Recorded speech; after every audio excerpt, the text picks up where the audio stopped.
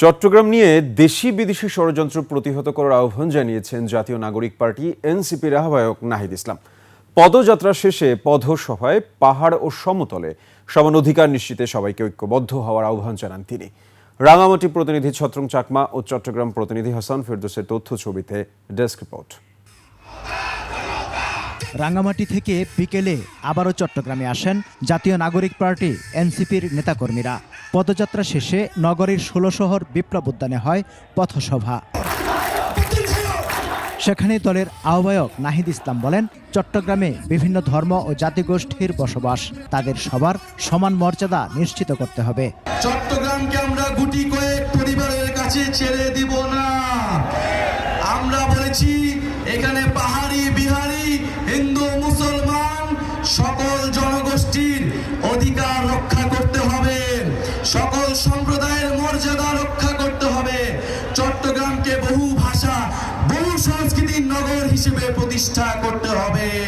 দুপুরে রাঙামাটি শিল্পকলা একাডেমি চত্বরে হয় পথসভা। নাহিদ ইসলাম বলেন, পার্বত্য চট্টগ্রামে বিভাজন ও অশান্তি জিইয়ে রেখে একটি পক্ষ বারবার সুবিধা নেয়ার চেষ্টা করেছে। বাঙালি জাতীয়তাবাদের নামে অবাঙালি জনগোষ্ঠীর সাথে এখানে বিভেদ তৈরি করে রাখা হয়েছে। ধর্ম নিরপেক্ষতাবাদের নামে ইসলামের সাথে অন্য ধর্মের বিভেদ তৈরি করে রাখা হয়েছে। আমরা সকল বিভেদের ঊর্ধ্বে গিয়ে সকল জনগোষ্ঠীকে মর্যাদা দিয়ে একটি সংবিধান তৈরি করতে চাই। সভায় অন্যান্যের মধ্যে দলের দক্ষিণাঞ্চলের মুখ্য সংগঠক হাসনাত আব্দুল্লাহ ও উত্তরাঞ্চলের মুখ্য সংগঠক সার্জিস আলম বক্তব্য রাখেন। যে কেউ এই ধরনের ক্ষমতাকে অপব্যবহার করবে, তাকে আমরা বাংলাদেশের কোনো জায়গায় জনগণের সেবক হিসেবে চাই না। যেখানে বিভিন্ন জাতিগোষ্ঠী, বিভিন্ন ধর্ম, বিভিন্ন ভাষার মানুষের সমান অধিকার প্রতিষ্ঠিত হয়। এর আগে সকালে চট্টগ্রাম নগরীর নিউ মার্কেট এলাকায় গণমাধ্যমের সঙ্গে কথা বলেন এনসিপির আহ্বায়ক নাহিদ ইসলাম।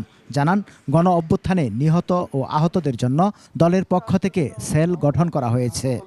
পার্টির পক্ষ থেকে আমরা সব জায়গায় যাচ্ছি ও কথাগুলো শুনতেছি। আর আমরা আমাদের নিজেদের পার্টির তরফ থেকে একটা গণ অভ্যুত্থান সেল শহীদদের সেটার আন্ডারে আমরা আমাদের জায়গা থেকে সর্বোচ্চ চেষ্টা করতেছি।